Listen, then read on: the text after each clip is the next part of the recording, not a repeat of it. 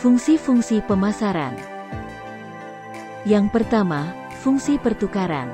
Dengan adanya pemasaran, maka konsumen dapat mengetahui dan membeli sebuah produk yang dijual oleh produsen, baik dengan menukar produk dengan uang ataupun menukar produk dengan produk.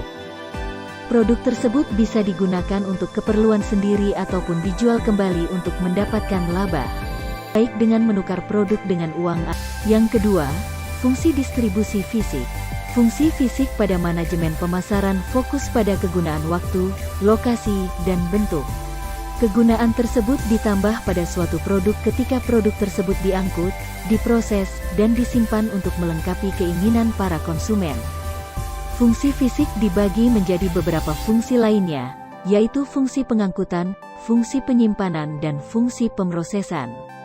Yang ketiga, fungsi perantara. Aktivitas penyampaian produk dari produsen ke konsumen dilakukan melalui perantara pemasaran yang menghubungkan kegiatan pertukaran dengan distribusi fisik.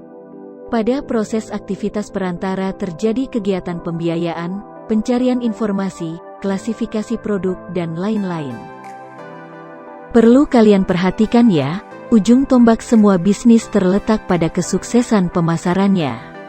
Sebagus apapun produk yang kalian buat, tentu tidak akan sukses tanpa strategi pemasaran yang baik. Adapun beberapa tugas pemasaran adalah sebagai berikut. 1. Memperkenalkan produk. Tugas pertama dan terpenting dari kegiatan pemasaran adalah untuk memperkenalkan produk yang diciptakan kepada masyarakat. 2. Memperkenalkan produk. Tugas pertama dan terpenting dari kegiatan pemasaran adalah untuk mencapai target penjualan. Target penjualan produk harus ditetapkan sejak awal. Tim pemasaran harus memiliki cara untuk mencapai target tersebut dengan selalu memperhatikan kebutuhan dan kegiatan pasar. 3. Memastikan kepuasan konsumen. Selain target penjualan, kepuasan konsumen merupakan hal penting dan menjadi prioritas dari tim pemasaran. Dengan memastikan konsumen merasa puas dengan produk, maka proses pemasaran itu sendiri sudah dianggap berhasil. 4. Membuat strategi lanjutan. Ada cukup banyak strategi pemasaran yang bisa digunakan oleh tim pemasaran dalam memasarkan produk ke masyarakat. Salah satu contohnya adalah dengan memberikan diskon. Strategi lanjutan ini dimaksudkan untuk mendapatkan target keuntungan yang lebih besar dari strategi sebelumnya, misalnya menawarkan produk lainnya kepada konsumen untuk mendapatkan harga diskon. Salah satu contohnya adalah dengan memberikan diskon. 5. Bekerja sama dengan mitra. Pemasaran juga memiliki peranan penting dalam membangun kerjasama dengan mitra kerja. Selain itu, tim pemasaran juga bertugas menjalin hubungan baik dengan masyarakat, khususnya pelanggan, serta menjadi media yang menjembatani hubungan perusahaan dengan lingkungan eksternal. 6. Membuat rekapitulasi penjualan. Tim pemasaran harus membuat rekap data penjualan dengan benar dan terstruktur. Data penjualan tersebut sangat dibutuhkan oleh perusahaan untuk menentukan target dan strategi pemasaran di masa mendatang. Dalam menyukseskan kegiatan pemasaran dibutuhkan penanggung jawab yang mengatur segala proses pemasaran. Adapun tanggung jawab yang dipikul oleh manajer pemasaran antara lain, pertama, mengawasi serta mengembangkan strategi pemasaran. Kedua, melakukan riset dan menganalisa data untuk mengidentifikasi target pasar yang pas. Ketiga, merancang serta menyajikan ide lengkap dengan strateginya.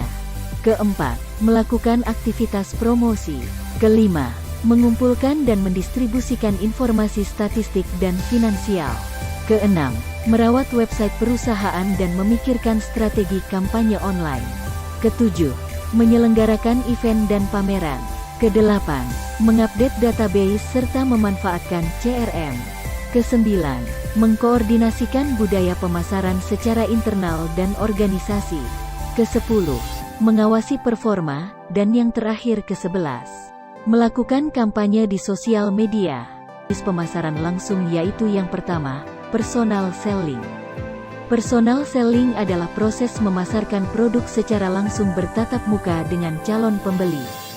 Manajemen pemasaran biasanya akan menjajaki tempat-tempat tertarget dan pasar strategis terhadap produk. Yang kedua, direct mail marketing. Direct mail marketing adalah jenis promosi produk usaha dengan cara memberikan berbagai penawaran menarik, pesan, informasi produk, brosur dan sejenisnya kepada seseorang pasar yang berada di alamat tertentu. Pengiriman surat bisa berupa fax mail, email, dan voicemail.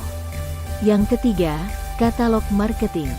Katalog marketing adalah jenis pemasaran dengan cara mengirimkan katalog ke berbagai pasar dan target berbeda di tempat yang berlainan.